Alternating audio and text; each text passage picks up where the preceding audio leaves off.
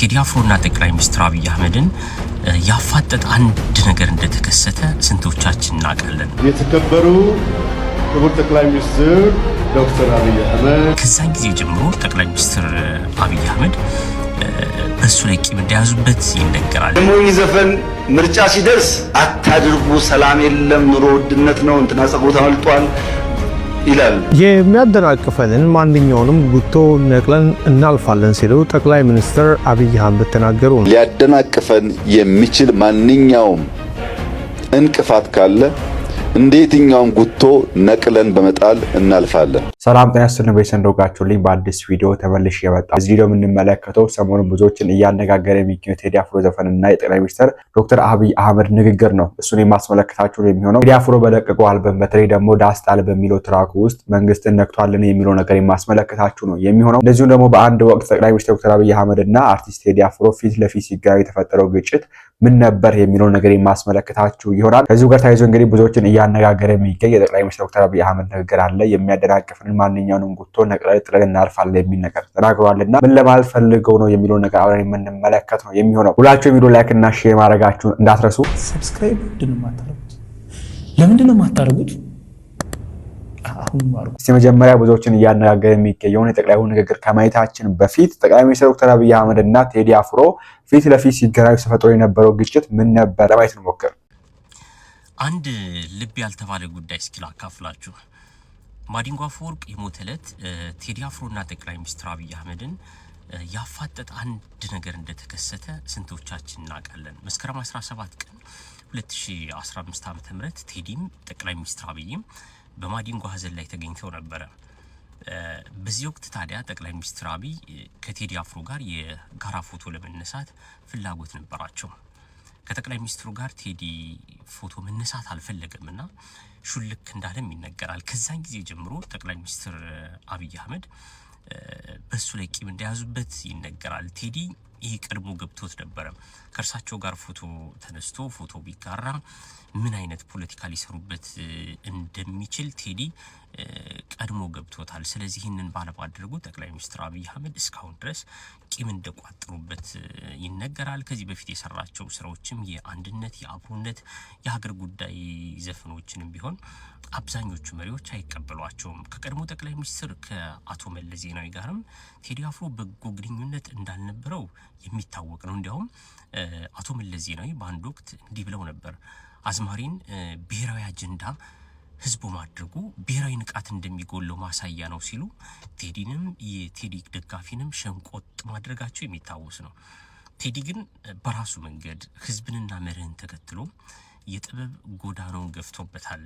ለዚህም ሳይሆን አይቀርም ቴዲ አፍሮ አዲስ ስራ ባወጣ ቁጥር፣ ሙሉ አልበም ባወጣ ቁጥር፣ ነጠላ ዜማዎችን በለቀቀ ቁጥር በመንግስት በኩል እያንዳንዱ የሚሰራቸው ይዘቶች፣ እያንዳንዱ ዜማዎች እየተፈተሹ ቴዲ ላይ ጫና የሚያርፍበት የተለያዩ አገር ውስጥ ያሉ መገናኛ ብዙሃን የሱን ስራዎች እንዳያስተላልፉ የሚታገዱትም በዚህና በመሰል ጉዳዮች እንደሆነ ብዙ ይነገራል። ለምሰሙት ነው። ይሄ ብቻ አይደለም። 2013 ላይ ሁላችንም እንደምናስታውስ ሀገራችን የነበረችበት ሁኔታ የምናውቀው ነገር ነውና በዚህ በትግራይ በኩል ውጊያ እንደነበረ እናስታውሳለን። በዚህ ላይ ቴዲ አፍሮ ምንም አይነት ተሳትፎ አልነበረውምና ይሄም እንግዲህ መንስኤ ይሆናል ለዚህ ጠቅላይ ሚኒስትሩ ጋር ካለው ጥል የተባለ ይገኛል። እስቲ ከቀድሞ ባለስልጣን ይሄን ነገር ላስደምጣችሁ። የቀድሞ የመንግስት ባለስልጣን ቴዲ አፍሮ በህልውናው ዘመቻ ባለመሳተፉ ቂም ተይዞበት ሊሆን እንደሚችል ተናገሩ። የቴዲ አፍሮ ጉዳይ አነጋጋሪነቱ ቀጥሏል። ዛሬ ደግሞ የቀድሞ ባለስልጣን አዳዲስ ነገሮችን አውጥተዋል። የቀድሞ የአዲስ አበባ ከተማ አስተዳደር ኮሚኒኬሽን ቢሮ ኃላፊ አቶ ዮናስ ዘውዴም የድምፃዊ ቴዎድሮስ ካሳሁን ወይም ቴዲ አፍሮ አዲስ አልበም ጋዜጣዊ መግለጫ መታገዝን አስመልክቶ በሰጡት አስተያየት ድምፃዊው ከዚህ ቀደም መንግስት ባዘጋጃቸው ዘመቻዎችና መድረኮች ላይ ለመሳተፍ ፈቃደኛ ባለመሆኑ የተነሳ ቂም ተይዞበት ሊሆን እንደሚችል ጠቁመዋል። አቶ ዮናስ በማህበራዊ ትስስር ገጻቸው ላይ ባሰፈሩት ጽሑፍ ቴዲ አፍሮን በአካል እንደሚያውቁት ገልጸው መንግስት ባወጀው የህልውና ዘመቻ ወቅት ህዝብን እንዲቀሰቅስ ዘመቻውን በሚያስተባብረው ግለሰብ በኩል ብዙ እንደተለመነና እንደተጎተጎተ አጋልጠዋል። ይሁን እንጂ ቴዲ አፍሮ በዚህ ዘመቻ ላይ ለመሳተፍ ወይ ፍንክች በማለት ሙሉ በሙሉ ፈቃደኛ ሳይሆን መቅረቱን አስታውሰዋል። ከዚህ በተጨማሪም በድምፃዊ ማዲንጎ አፈወርቅ ህልፈት ወቅትና በሌሎች ጊዜያትም በድምፃዊና በሚመለከታቸው አካላት መካከል የተፈጠሩ ተጨማሪ አለመግባባቶች እንደነበሩ አቶ ዮናስ አንስተዋል። የቀድሞ የኮሚኒኬሽን ቢሮ ኃላፊው አክለውም አሁን ላይ በቴዲ አፍሮ የኢትዮሪካ አልበም መግለጫ ላይ የተጣለው ክልከላና መሰናክል በእነዚህና በመሳሰሉት የቂም ምክንያቶች ከሆነ አድራጎቱ ፈጽሞ ስህተት መሆኑን ተናግረዋል። ጉዳዩ ከዚህም በላይ እንዳይካረርና ወደ ባሰ ችግር እንዳያመራ አሳጎርጓሪ እንዳይሆን ነገሩ ሲሉ ያስጠነቀቁት አቶ ዮናስ መቼ ይሆን የሚበጠሰው የቂም ሰንሰለት የቂም ቋጠሮ የሚለውን ኃይለ ቃል በመጠቀም ፖለቲካዊና አስተዳደራዊ ቂም በቀል ሊያበቃ እንደሚገባ መልእክታቸውን አስተላልፈዋል። እንደምትመለከቱት ቴዲ አፍሮ እንግዲህ ያው አንድነትን ፍቅርን በመስበክ ነው የሚታወቀው ብዙ ጊዜ በዘፈኖቹ መሃልና ይሄ ነገር ደግሞ በፖለቲከኞች ዘንድ አይፈለግም። ያው እንደምናውቀው ነውና ብዙ ጊዜ ደግሞ ቴዲ አፍሮ ዘፈን የሚያወጣው ምርጫ ሲቃረብ የሆነ ነገር ሲኖር ነው ሁላችን እንደምናውቀው። ከዚህ ጋር ታይቶች ይስሟት የሞኝ ዘፈን ሁልጊዜ አበባዬ ነው ይባላል። የሞኝ ዘፈን ምርጫ ሲደርስ መንግስት አረጋለሁ ካለ አታድርጉ፣ ሰላም የለም፣ ኑሮ ውድነት ነው፣ እንትና ጸጉሩ ተመልጧል ይላሉ። መንግስት ኮሮና መጥቷልና ትንሽ ወራት እናቆይ ካለ የለም ምርጫ ማድረግ አለብን፣ ካለ ምርጫ ህገ መንግስት ይበላሻል፣ ዲሞክራሲ ይበላሻል ይላሉ። ለምን? ሽግግር መንግስት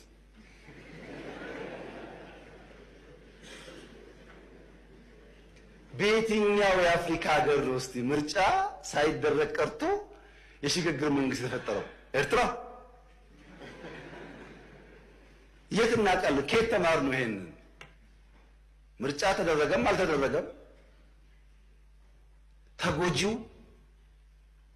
ምርጫ ተወዳድሮ እድል መሞከር ያለበት ኃይል ነው እንጂ ስልጣን ላይ ያለ መንግስት አይደለም።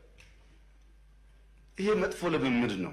ይህም እንግዲህ ከቀድሞ ጠቅላይ ሚኒስትሩ ንግግር ታይዞ እየወጣ ይገኛል። ትዝ ካላችሁ ቴዲ አፍሮ በአንድ ነጠላ ዜማ ላይ እንግዲህ አሁን የገዛ የሚገኘውን የብልጽግና ፓርቲ ወይ ደግሞ የገዛ የሚገኘውን መንግስት ተችቶ ነበር እንደምናስታውሰው በጊዜውና ይሄም እንግዲህ መንስኤ ይሆናል ብዬ አስባለሁ አሁን ላለው ነገርና እሱን እንመልከትና ቀጥታ ወደ ጠቅላይ ሚኒስትሩ ንግግር እንሂድ። ቴዲ 4 ዓመቱ የመንግስት ለውጥ ተስፋ ያስቆረጠ ይመስላል። ለዛም ነው ዶፍ ዶፍ ቢዘንብ እሳት ሀገሬን ላረሳት ቃላለኝ ኖሬ ሞቼም ልክሳት በማለት ለሀገሩ ቃል የገባው። ቴዲ ለሚወዳት ሀገሩ መስዋዕት ለመክፈልም ዝግጁ እንደሆነ በግልጽ በዚህ በአዲሱ ነጠላ ዜማው ተናግሯል። ቴዲ በዚህ 4 ዓመት ውስጥ የታዘበውን ፖለቲካዊ ጉዞ በአንድ ነጠላ ዜማ አስቃኝቶናል። የለውጡ መንግስት ብልጭልጭ ነገር የሚወድ ስር መሰረት የሌለው በፕሮፓጋንዳ በውሸት የታጀለ ዘረኝነት ውስጥ የተዘፈቀ እንደሆነ ተናግሯል። ድምፃዊ ቴዎድሮስ ካሳሁን በዚህ ሙዚቃ ውስጥ ለምን ተስፋ ቆረጠ የሚል ሰው አይጠፋም። ቴዲ የለውጡን መንግስት ደግፎ ነበር። ማስረጃ አቅርብ ብትሉ ጠቅላይ ሚኒስትር አብይ አህመድ ወደ ስልጣን የመጡ ሰሞን ድጋፉን ሰጥቷል። ጠቅላይ ሚኒስትር አብይ አህመድ ያኔ ወደ ስልጣን የመጡ ሰሞን የሚያደርጓቸው ንግግሮች ለኢትዮጵያ ሕዝብ ያላቸውን ፍቅር ሲገልጹ የተመለከተው ሕዝብ ሳይቀር ቴዲ አፍሮ ጃ ያስተሰርያል በተሰኘው ሙዚቃ ላይ ለኢትዮጵያ የሚያስፈልጋት ማንዴላ፣ ለኢትዮጵያ የሚያስፈልጋት ሙሴ ነው ብሎ የዘፈነው መሪ መጣ በማለት ሕዝቡ በደስታ ጠቅላይ ሚኒስትር አብይ አህመድን ተቀብሏል። ማንም ተነስና ድጋፍ ስጥ ሳይባልም ሰኔ 16 2010 የኢትዮጵያ ሕዝብ አደባባይ ላይ ወጥቶ ለዶክተር አብይ አህመድ ድጋፍ ሰጥቷል። ያኔ ታዲያ ጥበብን የሚከታተሉ ግለሰቦች ለዚህ ለውጥ መመስገን ያለበት ቴዲ አፍሮ ነው፣ ምክንያቱም የጥላቻን ግድግዳ ሰባብሮ እንደ ማንዴላ ያለ መሪ እንደ ሙሴ የሚያሻግር መሪ እንዲመጣ ትንቢት ስላስቀመጠ ብለው ነበር። ቴዲ አፍሮ በእርግጥ ጠቅላይ ሚኒስትር አብይ አህመድ ስልጣን ላይ ከመምጣታቸው በፊት ኦሲሳ ማንዴላ ይቅራባ ብሎ ጃ ያስተሰርያል ዘጸአት ለኢትዮጵያ ወደ ተስፋ ጉዞ ባህሩን የሚያሻግር አንድ ሙሴ ይዞ ቅርብ ነው አይቀርም የኢትዮጵያ ትንሣኤ በአንድነት ከገባን የፍቅር ሱባኤ። ጃ ያስተሰርያል ፍቅር አተን እንጂ በራብ የተቀጣን አፈሩ ገራገር ምድሩ መቻሳጣን። ኦሲሳ ኦሲሳ ኦሲሳ ማንዴላ ይቅር አባ ብሎ እንዳስጣለ ቢላ በተስፋዋ መሬት እንዲፈጸም ቃሉ ሞፈሩን ያዙና ይቅር ተባባሉ። አው ቴዲ ይቅር ተባባሉ ወደ ፍቅር እንጓዝ ብሎ ከ15 ዓመት በፊት ሲዘፍን ነበር። ጠቅላይ ሚኒስትር አብይ ይቅር እንባባል የሚል ሐሳብ ይዘው ሲመጡም ቴዲ በሙዚቃ የተመኘው መሪ መጣልን ሲል የኢትዮጵያ ሕዝብ በደስታ ባህር ዋኝቶ ነበር። በሰዓቱ ድምጻዊ ቴዎድሮስ ካሳሁን ስለ ጠቅላይ ሚኒስትር አብይ አህመድ እንዲህ ሲል ተናግሮ ነበር። ኢትዮጵያዊነትንና ይቅር መባባልን ይዘው ብቅ ላሉት ጠቅላይ ሚኒስትር ዶክተር አብይ አህመድና ባልደረቦቻቸው አጭር በሚባል የስልጣን ቆይታቸው ለወሰዷቸው በጎ እርምጃዎችና ላሳዩን ኢትዮጵያዊ ያለኝታነት አጋርነትን ማሳየትና ከጎናቸው መቆም ጊዜው የሚጠይቀው አስፈላጊ ተግባር መሆኑን ስገልጽ በሚደረጉት የድጋፍ እንቅስቃሴዎች ላይ በስራ አጋጣሚ በቦታው ባልገኝም በመንፈስ አብሬያችሁ መሆኔን ሳረጋግጥ በታላቅ ኢትዮጵያዊ ስሜት ነው ብሎናል ድምጻዊ ቴዲ አፍሮ በሰዓቱ ዶክተር አብይን በመደገፍ። ይሄ እንግዲህ የሆነ ሰዓት ሲደግፍ የነበረ ቴዲ አፍሮ የሆነ ሰዓት ላይ ደግሞ ተስፋ ቆርጦ ጭራሽ ሲተች የምንመለከትበት ሁኔታ አለና ይሄ ሁሉ ለማምረ እንግዲህ ቴዲ አፍሮ አሁን አልበም ሲያወጣ ኦልሞስት ወደ 50 ሚሊዮን ብር እንዲከስር ያው ከ30 ሚሊዮን ብር በላይ ኦልሞስት ወደ 50 ሚሊዮን ብር የሚጠጋ ብር ነው የከሰረው። እንግዲህ በዘፈኑ ምክንያት እንዴት ነው የሚለውን ነገር በቀጣዩ ደግሞ አስመለክታችኋለሁ። ሌላ ቪዲዮ እንሰራበታለን፣ ራሱን የቻለ ቪዲዮ እንሰራበታለን። እሱ ብቻ አይደለም መግለጫም እንዲያወጣ ታግሮ ነበርና ጠቅላይ ሚኒስትሩ ነገር አድርገዋል ቴዲ አፍሮ ዘፈን በለቀቀበት ቀን። ይሄም እንግዲህ ለቴዲ አፍሮ ነው መልእክቱ የተባለ ይገኛል። እስቲ እንመልከት። የሚያደናቅፈንን ማንኛውንም ጉቶ ነቅለን እናልፋለን ሲሉ ጠቅላይ ሚኒስትር አብይ አህመድ ተናገሩ። ዝርዝሩን በአጭሩ ላቅርብላችሁ። በኦሮሚያ ክልል አርሲ ዞን ሄጦሳ ወረዳ የተገነባውና 100 ሜጋዋት የኤሌክትሪክ ኃይል የማመንጨት አቅም ያለው የአሰላ የንፋስ ኃይል ማመንጫ ፕሮጀክት ዛሬ በይፋ ተመርቆ ስራ ጀምሯል። በምረቃ ስነ ስርዓቱ ላይ የተገኙት ጠቅላይ ሚኒስትር አብይ አህመድ መንግስታቸው የጀመረውን የልማት ስራዎች ማጠናቀቅ እንደሚችል በተግባር እያሳየ መሆኑን ገልጸው ይህንንም የልማት ጉዞ የሚያጠናቅፍ ማንኛውንም ኃይል ነቅለው በመጣል እንደሚያጠፉ ጠንከር ያለ ማስጠንቀቂያ ሲሰጡ ተደምጠዋል። ጠቅላይ ሚኒስትሩ በስነ ስርዓቱ ላይ ባደረጉት ንግግር የብልጽግና ፓርቲ የጀመራቸውን ስራዎች በማጠናቀቅ ለኢትዮጵያ ጠንካራ መሰረት መጣሉ እንደሚቀጥል ገልጸዋል። ስራ ሳይጀምርና ሳያልቅ ያመኑትንና አብረው የቆሙትን አካላት አመስግነው መንግስት የጀመረውን እንደማያቋርጥና አጠናቆ ማሳየት መቻሉን በተግባር ማስመስከሩን ተናግረዋል። አብይ በዚሁ ንግግራቸው ወቅታዊውን የፖለቲካና የጸጥታ ሁኔታን በተመለከተ እጅግ ጠንካራ መልእክቶችን አስተላልፈዋል። መንግስታቸው የጀመረው ጉዞ በደም መሰረት የቆመም በብዙ ውጣ ውረድ ስቃይና ችግር ያለፈ በመሆኑም በማንኛውም ጩኸት እንደማይናወጥ ተናግረዋል። ጠቅላይ ሚኒስትሩ በቦታው የተተከሉትን ግዙፍ የንፋስ ኃይል ማመንጫዎችን ወይም ተርባይኖችን በምሳሌነት በማንሳት አሁን ትናንሽ እዚህ ከተከላቸው ማመንጫዎች የአንዱን ያክል እንኳን ንፋስ የማያንቀሳቀሱ አጀንዳዎች የሚያውኩን ሰዎች አይደለንም በማለት የገጠሟቸውን ተግዳሮቶች ቀለል አድርገው ገልጿቸዋል። የህዝብን ህይወት ለመለወጥ በሙሉ ልብና አቅም እየሰሩ መሆናቸውን ያረጋገጡት አብይ ይህንን የልማት ጉዞ ሊያደናቅፍ የሚችል ማንኛውም እንቅፋት ካጋጠማቸው ግን እንደ የትኛውም ጉቶ ነቅለን በመጣል እናልፈዋለን ሲሉ ተናግረዋል። ንፋስ የማያንቀሳቅሱ አጀንዳዎች የሚያውኩን ሰዎች አይደለንም። ሊያደናቅፈን የሚችል ማንኛውም እንቅፋት ካለ እንደ የትኛውም ጉቶ ነቅለን በመጣል እናልፋለን። ስራ ስንጀምር ጨርሰን ሪቫን ስንቆርጥ ያላመናችሁ የኛ ጸሎት እድሜ ይስጣችሁ፣ ደጋግመን እናሳያችኋለን። እኛ ደጋግመን መፈጸም አናቆምም። እናንተም ደጋግማችሁ ማየት እንድትችሉ ጤና እንመኝላችኋለን። የጀመርነው የብልጽግና ጉዞ በየትኛውም አይነት ጩኸት እንዳይናወጥ በደም መሰረት ያቆምነው ስለሆነ በብዙ ውጣ ውረድ፣ በብዙ ስቃይ፣ በብዙ ችግር ያለፈ ስለሆነ አሁን ትናንሽ እዚህ ከተከልናቸው ፋርሞች የአንዱን ያክል ንፋስ የማያንቀሳቅሱ አጀንዳዎች የሚያውኩን ሰዎች አይደለንም። የምናደርገውን እናውቃለን። የምናደርገው የህዝባችን ህይወት እንደሚለውጥ እናምናለን። የህዝባችን ህይወት እስኪለወጥ በሙሉ ልብ በሙሉ አቅም ስራችንን እንሰራለን። ለዚህ ደግሞ ብቃት እንዳለን በተደጋጋሚ ስላሳየን ከዚህ በኋላም የሚሞከሩ ሙከራዎች ካሉ በዚያው መንገድ የሚቀጥል ይሆናል። የጀመርነውን ልማት እንቀጥላለን። ግራቀኝ ሳንል ፎከስድ ሆነን በትብብር መንፈስ የልማት ጉዟችንን እናስቀጥል። ከዚህ ውጭ ያለው አማራጭ የጥፋት የጉዳት አማራጭ ብቻ ነው። ይሄ የጠቅላዩ ነገር እንግዲህ ለቴዲ አፍሮ ነው የሚል ነገር የተነሳ ይገኛልና እናንተስ ምን ታያችሁ? በዚህ ጉዳይ ሀሳባችሁን ኮሜንት ላይ አስቀምጡ። ቅድም እንዳልኳችሁ እንግዲህ ቴዲ አፍሮና ጠቅላይ ሚኒስትሩ ያው የተጋጩበትን ኬዝ እንግዲህ ያው በማዲንጎ አፈወርቅ ቀብር ስነ ስርዓት ላይ ከዛም ውጪ በዚህ በ2023 ጦርነት ላይ ባለመሳተፉ ነው የሚል ነገርም አለና እሱ በነገራችን ላይ ቴዲ አፍሮ ጠቅላይ ሚኒስትሩ ጋር ፊት ለፊት ተገናኝተዋል። ከዚህ ከማዲንጎ ውጪ እሱ ምስጢራዊ ነው እንግዲህ ማንንም አልሰማሁም ነው የሰማነው። እንደዚህ ነው በቪዲዮ ተለቀቃል። በኤርትራና ኢትዮጵያ አንድ በሆኑበት ሰዓት ቴዲ አፍሮ መድረክ ላይ ፐርፎርማንስ ያደርግ ነበር ከጠቅላይ ሚኒስትሩ ዶክተር አብይ አህመድ እና ከፕሬዝዳንት ኢሳያስ አፈወርቂ ፊት ለፊት ቆሞና ባጭሩ ለመመልከት ያክል ይሄን ተመልከቱ። የተከበሩ ክቡር ጠቅላይ ሚኒስትር ዶክተር አብይ አህመድ፣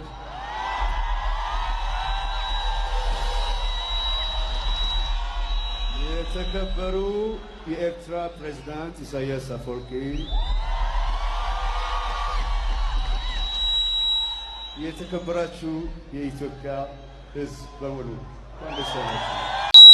እንደምትመለከቱት ነው እንግዲህ ቴዲ አፍሮ ሰላም ባለበት፣ ፍቅር ባለበት፣ አንድነት፣ እርቅ ባለበት ቦታ ይገኛል። ነገር ግን ጦርነት ላይ ቀስቀሳ አድርግ ሲባል ያልተገኘ እኔ በጣም አርቆ ማሰብ የሚችል ሰው ነው ብዬ አምናለሁ። እንደዛ ነው የምቀበለው። ምክንያቱም አሁን ላይ ዛን ጊዜ ሆ በለው ውጋው፣ አንሳው፣ ገጀረው፣ እረዳው ሲሉ የነበሩ ሰዎች ያሉበት ጸጥ ልነግራችሁ አልችልም። በጣም የሚያሳፍር ንግግር ሲያደርጉ የነበሩ የሃይማኖት አባቶች፣ ጳጳሳት፣ ኡስታዞች፣ ፓስተሮች ቅስቀሳ ሲያደርጉ የነበሩ እረዷቸው፣ ግደሏቸው ሲሉ የነበሩ ባለስልጣናት እንዳሉና እነዚያ ካት እንግዲህ አሁን ላይ ያንን ነገር ደግሞ ሲመለከቱ ደግሞ ሲሰሙት ያንን ንግግራቸውን ያፍራሉ። ቴዲ አፍሮ ግን ምንም አይሸማቀበትም። ምክንያቱም ስላልተሳተፈና በጣም አርቆ ሐሳቢ የሆነ ሰው ወደ ዳስ ጣለው ዘፈን ስንሄድ እንግዲህ ቴዲ አፍሮ አልበሙን 18 ትራክ ያለውን እንግዲህ አልበም ለቋል። በዚህ በ18ቱ ትራክ ውስጥ አንድ ዳስ ጣል የሚል እንግዲህ ሁለት ዘፈኖች እንግዲህ አነጋግሯል።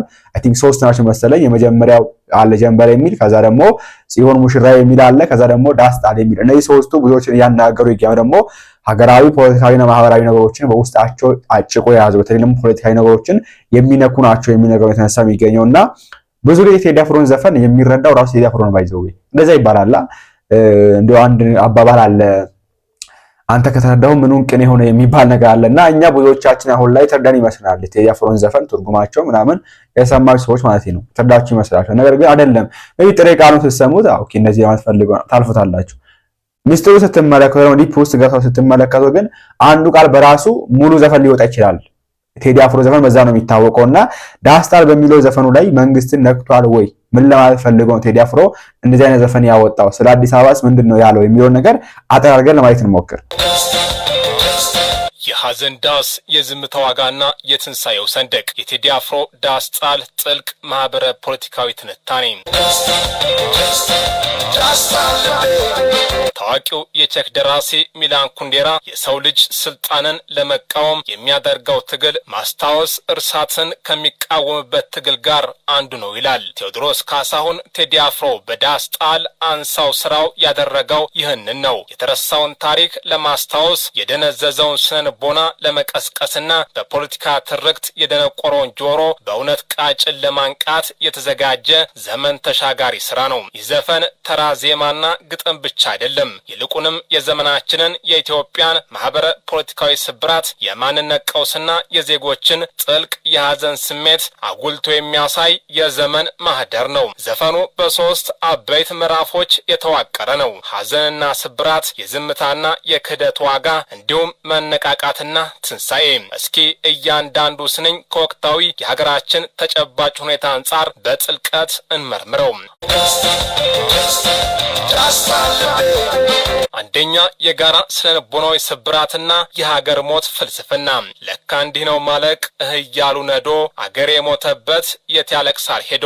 ሐዘን የግለሰብ ሲሆን በዘመድ አዝማድ ይለቀሳል፣ ድንኳን ይጣላል፣ ይጽናናል። ነገር ግን በጅምላ ለሚፈጸም እልቂት፣ መንደር ለመንደር ለሚደረግ መፈናቀል ማልቀሻው የት ነው? ቴዲ አፍሮ እጅግ አሳዛኝ የሆነ የህልውና ጥያቄን ያነሳል። አገር የሞተበት የት ያለቅሳል ሄዶ ይህ መስመር የዘመናችንን የኢትዮጵያን የጋራ የሐዘን ስሜት ይወክላል። ሲግመንድ ፍሮይድ ስለ ሐዘን ሲጽፍ ሰው ያጣውን ነገር አምኖ ተቀብሎ ካላለቀሰ በስተቀር ስነልቦናዊ ፈውስ አያገኝም ይላል። በኢትዮጵያ ውስጥ ግን ዜጎች ለሞቱትና ለተፈናቀሉት ወገኖቻቸው ሐዘን ለመቀመጥና አደባባይ ወጥተው ለማልቀስ እንኳን ጊዜና እድልን አላገኙም።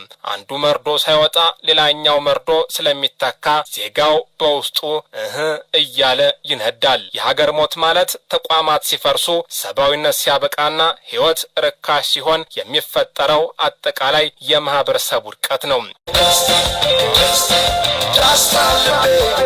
ሁለተኛው የስልጣኔ ማማዎችና የዘመመው የተቋማት ምሰሶ ነው። አክሱም ላሊበላን በአንድ አለት አጽንቶ አልራመዳለ ሀገር ተለያይቶ ምሰሶው ዘመመ ጣራውም ያፈሳል። ታሪክ ጸሐፊው አርሎን ቶይንቢ ስልጣኔዎች የሚሞቱት ራሳቸውን በማጥፋት እንጂ ከውጪ በሚመጣ ጥቃት አይደለም በማለት ይከራከራል። የቴዲ ስንኝም የዚሁ ትርጉም ማሳያ ነው። ጥንታውያን ኢትዮጵያውያን ከጠጣር አለት ላይ አክሱምን ሲያቆሙ ከአንድ ወጥ አለት ላይ ላሊበላን ሲፈለፍሉ የዘመኑ ትውልድ ግን የተገነባችውን ሀገር እንኳን ማስቀጠል አቅቶት ሀገር ተለያይቶ አልራመዳለ ይለናል። ምሰሶው ዘመመ ጣራውም ያፈሳል የሚለው ዘይቤያዊ አገላለጽ እጅግ ጥልቅ ነው። ምሰሶ የሀገር መሰረት፣ ህገ መንግስት፣ ፍትህ፣ የጋራ ትርክት ነው። ጣራው ደግሞ የዜጎች ከለላና ደህንነት ነው። ምሰሶ ወደ አንደኛው ብሔር ወይም የፖለቲካ ቡድን ሲያጋድል ሲያዘምም የፍትህ ሚዛን ይዛባል።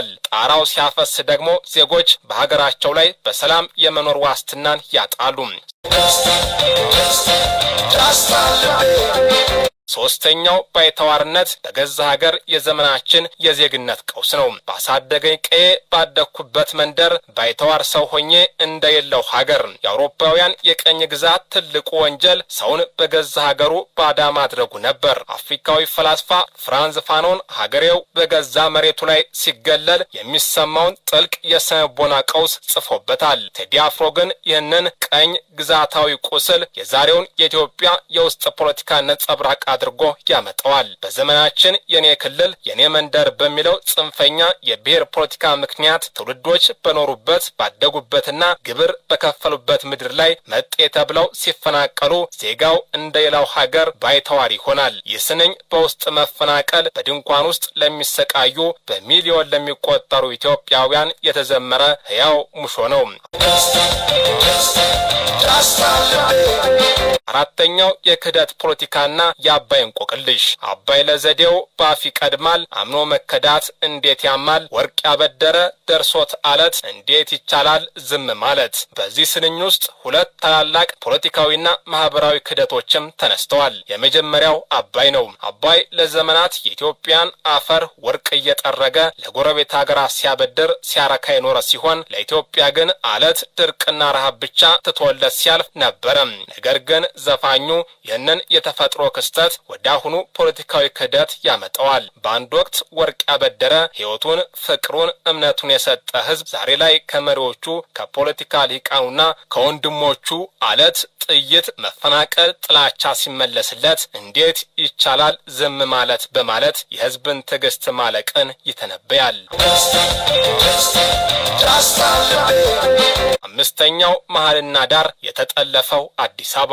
አዲስ አበባ አዶ ሸገሩ ሞላው ሀገሩ በፍቅር ተጠርተው ከዳር እስከ ዳር መሃል ገቡና አቆሙን ከዳር። ማዕከላዊ በፖለቲካ ውስጥ ትልቅ ቦታ አለው። አዲስ አበባ ሸገር የብዝሃነትና የኢትዮጵያዊነት ማዕከል ነች። ሞላው ሀገሩ የምትለው ሸገር የሁሉም ኢትዮጵያዊ መኖሪያ መሆኗን ለማስገንዘብ ነው። ነገር ግን ፖለቲከኞች የህዝብን ፍቅር ተጠቅመው ከዳር እስከ ዳር ድጋፍ አግኝተው ጣን ላይ ከወጡ በኋላ ያንን ሁሉንም አቃፊ የነበረ ህዝብ ገፍተው ወደ ዳር አውጥተውታል። ይህ የዘመኑ የፖለቲካ ልሂቃን የፈጸሙት ታሪካዊ ክህደትና የህዝብን ውክልና የመንጠቅ ሂደት ትችት ነው።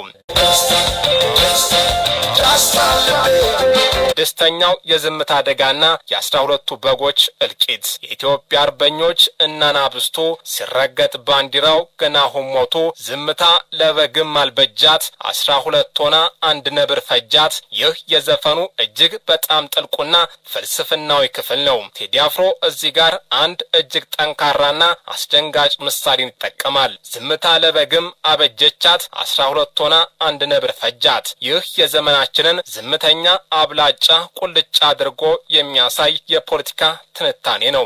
12 በጎች በአንድ ላይ ቢተባበሩና ድምጻቸውን ቢያሰሙ ወይም አቋም ቢወስዱ አንዱን ነብር ማባረር ወይም ቢያንስ እንዳይበላቸው መከላከል ይችል ነበር። ነገር ግን በጎች የየራሳቸው ተራ እየጠበቁ በዝምታና በፍርሃት ስለታሰሩ አንድ ነብር ጥቂት አክራሪና ጽንፈኛ የፖለቲካ ኃይሎች አብላጫውንና ሰላም ወዳዱን ህዝብ አንድ ባንድ እያረዱ ጨረሱት። የብሪታንያው ፖለቲከኛ ኤድመንድ በርክ ክፋት እንዲያሸንፍ የሚያስፈልገው ብቸኛ ነገር ጥሩ ሰዎች ዝም ብለው መቀመጣቸው ነው ያለው እዚህ ጋር በትክክል ይገጥማል። በተጨማሪም ቴዲ አባቶቻችን በመርዝ ጋዝ የፋሽስት ኢጣሊያን ኬሚካል መሳሪያ ያለቁለትን ሰንደቅ ዓላማ ዛሬ የራሳችን ልጆች ሲረግጡት ገና አሁን ዳግም ሞቱ በማለት የዘመኑን ታሪክ አፍራሽ ትርክት በጽኑ ይኮንናል። ባተኛው የመጨረሻው ትንሳኤ ልጅ እናቷን ምጥ አታስተምርም። ዘፈኑ በሐዘንና በቁጭት ብቻ ያበቃም። ከሙሾ ወደ ጀግንነት ከማጎንበስ ወደ ማንሰራራት ይሸጋገራል። ወይድ አንተ አትንገረኝ ማንነቷን ምጥ አታስተምርም ልጅ እናቷን ወይድ አንተ ላንሳበት ባንዲራዬን አረንጓዴ ቢጫ ቀይ አርማዬን ባንዲራዬን አንሳው ወይድ ወዲያ ዞር በል የሚለው ቃል ቆራጥነትና እንቢተኝነትን ያሳያል። በማንነቱ ለሚደራደረው ታሪኩን ለሚያንኳስሰውና ሀገርን ለሚከፋፍለው የዘመኑ ትርክት ዞር በል እኔን ታሪኬን አታስተምረኝ ልጅ እናቷን ምጥ አታስተምርም በማለት አይበገሪነትን ያውጃል። ይህ ትዕቢት ለተሞላው የዘመኑ የፖለቲካ ትርክት የተሰጠ ጥልቅ የጥበብ ምላሽ ነው።